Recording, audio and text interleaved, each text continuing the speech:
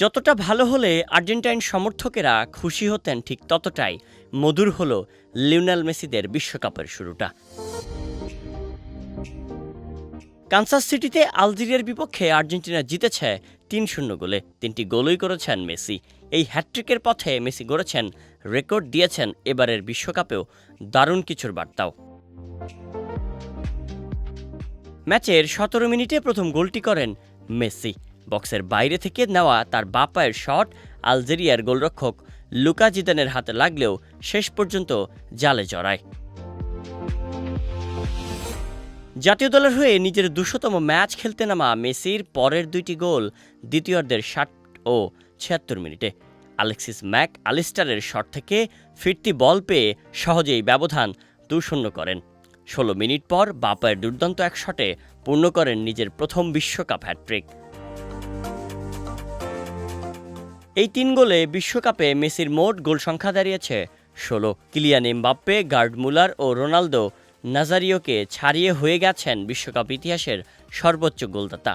পরের লক্ষ্য নিশ্চয়ই রেকর্ডটা নিজের করে নেওয়া। এর বিপক্ষে কেউ বাজি ধরতে রাজি হবেন বলে মনে হয় না। আলজেরিয়ার বিপক্ষে ম্যাচে আরেকটি বিশেষ রেকর্ডও গড়েছেন আর্জেন্টাইন মহাতারকা। বিশ্বকাপের ম্যাচে হ্যাটট্রিক করা সবচেয়ে বয়সী ফুটবলার এখন তিনি। ৩৮ বছর ৩৫৭ দিন বয়সে গোল করে বিশ্বকাপ ইতিহাসে সবচেয়ে বয়সী গোলদাতাদের তালিকায়ও ৩ নম্বরে উঠে এসেছেন মেসি। তার সামনে আছেন শুধু ক্যামেরুনের রোজার মিলা ও পর্তুগালের পেপে। ম্যাচে প্রথম গোল করার পর উদযাপনের সময় টেলিভিশন ক্যামেরায় ধরা পড়ে আবেগঘন এক মুহূর্ত। আর্জেন্টিনা অধিনায়কের চোখে তখন জল।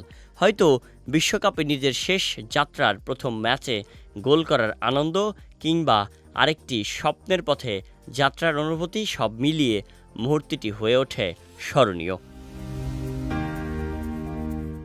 বিশ্বকাপের মঞ্চে মেসির এমন শুরুতে যেন নতুন করে উৎসবে মেতেছে আর্জেন্টিনা।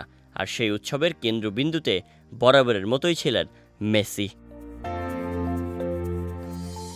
শায়ান সাব্বির, বিজয় টিভি, ডেস্ক রিপোর্ট।